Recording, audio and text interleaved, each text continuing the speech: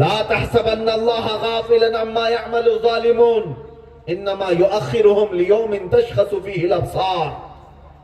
ظلم کرنے والے یہ نہ سمجھے کہ اللہ تمہارے کاموں کو نہیں دیکھ رہا ہے، وہ تو تمہیں ڈھیل دیا ہوا ہے، وہ تو تمہیں ڈھیل دیا ہوا ہے اس دن تک کے لیے جب ساری آنکھیں تمہیں دیکھیں گی اور تمہاری پکڑ ہوگی.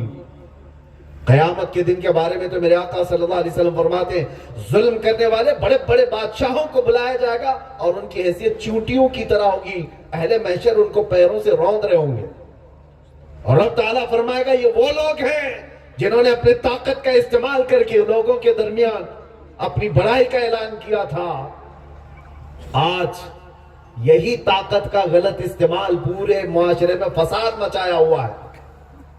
جس کے پاس پیسہ ہے اور جس کے پاس پاور ہے وہ اپنی طاقت کا غلط استعمال کرے گا تو زمین میں فساد آ جائے گا.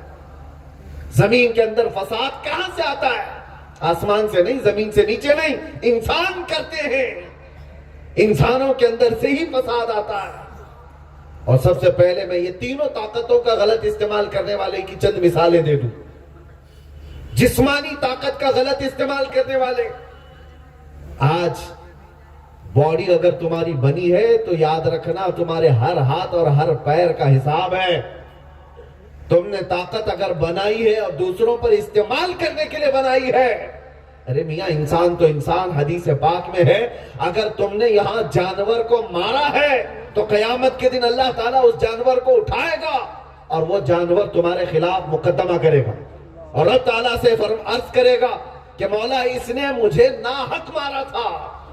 اللہ اسے سینگ عطا کرے گا اور وہ جانور کو کہا جائے گا کہ جس طرح اس نے تجھے دنیا میں مارا تھا تو یہاں بدلہ لے لے.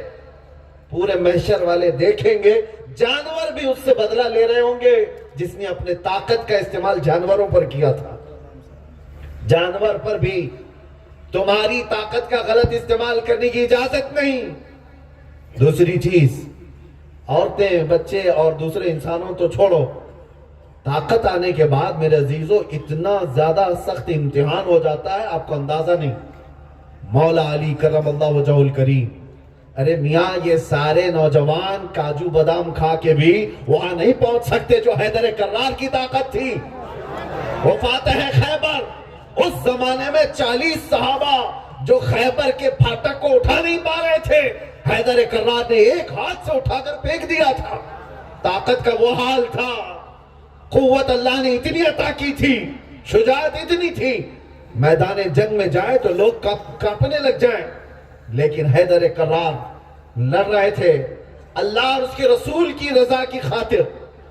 ایک دشمن کو آپ نے گرا دیا. یہ جنگ کا حال ہے. جنگ میں دشمن کو گرا دیا، اس کے سینے پر چڑھ گئے. اور ظاہر سی بات ہے شیر نر کے پنجے میں کوئی آ جائے لومڑی، پھر اس کا حال کیا ہوگا؟ مرنا ہی تو تھا. لیکن وہ قید ہو کر کے دشمن آیا، اس نے مولا علی شیر خدا کے منہ پر تھوک دیا. جنگ کی حالت میں اس نے تھوک دیا، سوچا مرنا تو ہے ہی، علی ابن ابی طالب مار رہے ہیں، اس سے پہلے ان کو تھوک دو. اور ایسے وقت میں کیا ہوتا ہے پتہ ہے؟ غصہ ڈبل ہو جاتا ہے. اگر ہمارے ہاتھ میں کوئی پکڑ میں آیا ہے اور اس وقت وہ ماں بہن کی گالیاں دے دے، ہم ایک تھپڑ کی وجہ 4 مارنے لگ جائیں گے کیونکہ غصہ ڈبل ہو گیا. میں تو ایک مارنے والا تھا، اس نے گالی دے کر مجھے غصے میں اور بھڑکا دیا ہے. حضرت علی کے ساتھ یہ ہوا کہ جب کوئی دشمن ان کے ہاتھ میں پکڑ میں آیا تو تھوک دیا، اب اور مارنا چاہیے تھا. حضرت علی چھوڑ کر کھڑے ہو گئے، کہا جا آزاد ہے، چھوڑ دیا. وہ حیرت میں ہے، میں مرنے والا تھا چھوٹ گیا. کھڑا ہوا، پوچھتا ہے اے علی میں تو ختم ہونے والا تھا اسی لیے میں نے تھوک دیا، مارا کیوں نہیں؟ حضرت علی کہتے یاد رکھ مجھے اللہ نے جو طاقت دی ہے اس کا استعمال صرف میں اللہ کی رضا کے لیے کرتا ہوں، صرف اللہ کی رضا کے لیے. لیکن جب تو نے میرے منہ پہ تھوکا تو میرا نفس شامل ہو گیا. اب اگر میں تجھے مارتا تو بات یہ ہوتی کہ میں نے بدلے کے لیے مارا، میں نے بدلے کے لیے مارا ہے اور بدلے کے لیے اپنی طاقت کا استعمال کیا. میں نہیں چاہتا کہ میری ذات کے لیے کسی کو میں اپنی طاقت کا استعمال کروں. یہ ہے اسلام۔ میرے عزیزوں، طاقت کسی کے پاس آ جائے اور اس کا استعمال کنٹرول کر کے دکھائے۔ یہاں کسی کے پاس 4 دن کی حکومت کیا آ گئی، وہ تو سارے غریبوں پر کرسی بچھانے لگ گیا، کتنوں کی گردنوں پر کھڑا ہو گیا۔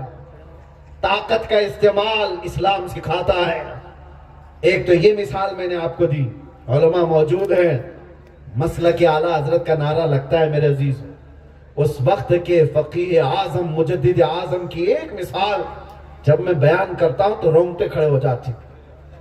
اعلیٰ حضرت امام احمد رضا خان، عالم باعمل، متقی، پرہیزگار، ہزاروں کتابوں کے مصنف، کئی ہزار علماء کے استاد، لیکن آپ کے ساتھ ایک بار ایک واقعہ پیش آیا۔ عرض کرتا ہوں، طاقت کا استعمال کہاں ہو؟ مسجد میں رمضان کا مہینہ آتے ہی آپ اعتکاف میں بیٹھ جاتے تھے۔ اعلیٰ حضرت اعتکاف میں بیٹھتے، اور اعتکاف کی حالت میں بھی آپ کا لکھنے پڑھنے سے تعلق زیادہ تھا۔ دن بھر روزہ، افطار کے بعد پھر تلاوت اور پھر تراویح۔ لیکن ایک بات ہے کہ اعلیٰ حضرت کے گھر سے جو کھانا آتا تھا، توشہ لے کر، ایک 12 سال کا لڑکا تھا، روزانہ کھانا لے جایا کرتا تھا۔ روز افطاری کا کھانا آ جاتا مسجد میں۔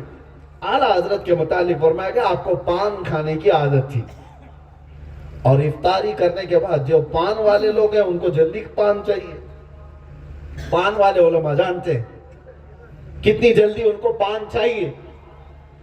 ایک دن ہوا یہ کہ بچہ توشہ لے کر کے آیا کھانے کا، اور اعلیٰ حضرت کو افطاری دے کر کے وہ چلا گیا، پان لایا نہیں، اور پان آیا نہیں۔ آدھا گھنٹہ پورا ہو گیا، اذان ہونے کے قریب وہ لڑکا بھاگتے ہوئے آیا اور کہا میں بھول گیا تھا۔ اعلیٰ حضرت نے ایک تھپڑ لگایا، کہاں رہ جاتا ہے؟ پان لیا اور کھایا۔ نماز پڑھنے کے بعد اعلیٰ حضرت کے شاگرد ہیں ملک العلماء ظفر الدین بہاری رحمۃ اللہ علیہ، فرماتے ہیں میں مسجد میں تھا، اعلیٰ حضرت کو دیکھا نماز کے بعد اتنی بے چینی اور بے قراری کہ آپ مسجد میں ادھر سے ادھر ٹہل رہے ہیں۔ میں قریب گیا، پوچھا حضور کیا بات ہے؟ اعلیٰ حضرت نے کہا مولانا جاؤ دیکھو وہ بچہ کہاں ہے جو ہمارا کھانا لایا کرتا ہے، وہ کہاں ہے؟ میں نے کہا حضور اب تو سو گیا ہوگا، رات ہو گئی، ٹھنڈیوں کی راتیں ہیں۔ اعلیٰ حضرت نے کہا جائیے مولانا ڈھونڈ لائیے۔ ہو گئے ڈھونڈنے کے لیے، بچہ کہاں ملتا ہے، ملا ہی نہیں۔ دو بھی آئے مسجد میں، اعلیٰ حضرت کہہ رہے جاؤ بچے کو ڈھونڈ لاؤ۔ جو علماء آئے ملنے کے لیے سب سے کہا بچے کو ڈھونڈ لاؤ۔ رات گزرتی گئی، وقت کے مجدد کی بے قراری بڑھتی گئی۔ اعلیٰ حضرت کہتے میں نے اس کو مار دیا تھا، ایک تھپڑ مارا تھا، اس کو بلانا یہ۔ وہ بچہ ملا ہی نہیں تو رات بھر جاگتے رہے۔ سحری کا وقت ہوا، اعلیٰ حضرت کے گھر سے وہ بچہ کھانا لے کر کے سحری کا آ گیا۔ جیسے ہی وہ مسجد میں داخل ہوتا ہے، اللہ اکبر، ملک العلماء ظفر الدین رحمۃ اللہ علیہ فرماتے ہیں ہم سب اسی بچے کے انتظار میں تھے کہ وہ آئے، اعلیٰ حضرت بے قرار ہیں۔ جیسے ہی وہ بچہ مسجد کے اندر داخل ہوتا، اعلیٰ حضرت لپک کر کے گئے اور گھٹنے زمین پر ٹیک دیا، بچے کے دونوں کندھوں کو پکڑ لیا اور کہا کھانا بعد میں دے، کل رات میں نے جو تھپڑ مارا تھا پہلے مجھے معاف کر دے، پہلے مجھے معاف کر دے، میں نے اپنی طاقت کا غلط استعمال کیا، میرے پان کے لیے میں نے تجھے مارا تھا، اپنی ذات کے لیے۔ بچہ کسمسایا اور کہا کہ حضور یہ کیا بات ہے، چھوٹا سا بچہ ہے، وقت کا مجدد بچے سے معافی مانگ رہا ہے۔ بچے نے کہا کہ حضور چھوڑ دے، مجھے کچھ پتا نہیں۔ اعلیٰ حضرت نے کہا نہیں، جب تک تو معاف نہیں کرے گا میں ہٹوں گا نہیں۔ علماء جو کھڑے تھے وہ رو رہے تھے وقت کے مجدد کو دیکھ کر۔ اعلیٰ حضرت کہتے ہیں کل قیامت کے دن اگر میرا سوال ہو گیا کہ احمد رضا کیا تجھے طاقت اس لیے دی گئی تھی کہ تو اپنے سے چھوٹے بچوں پر صرف اپنے پان کے لیے ہاتھ استعمال کرے، میں کیا جواب دوں؟ بچے نے کہا میں نے معاف کر دیا، میں نے معاف کر دیا۔ اعلیٰ حضرت کہتے ہیں چھوٹا ہے، معاف کرنے کا اختیار ہے کہ نہیں؟ کیا معلوم، معاف کرنے کا اختیار نہیں۔ اعلیٰ حضرت نے کہا اپنی ٹوپی اتاری اور کہا جیسے کل میں نے تجھے مارا تھا ویسے تو بھی مجھے مار لے، میں نے جیسے تھپڑ لگا دیا تھا تو بھی مجھے لگا۔ اب وہ تو ڈر گیا بچہ، وقت کے بڑے بڑے علماء کو دیکھا ان کے سامنے گھٹنے ٹیکتے، اور آج یہ مجدد کہتا ہے تو اپنا ہاتھ استعمال کر. وہ جب ڈرنے لگا تو اعلیٰ حضرت نے خود اس کا ہاتھ پکڑا اور اپنے سر پر مارا اور اس کے بعد کھڑے ہو گئے. کہا برابر ہو گیا, مجھے سکون ہو گیا. میں نے اپنے پان کے لیے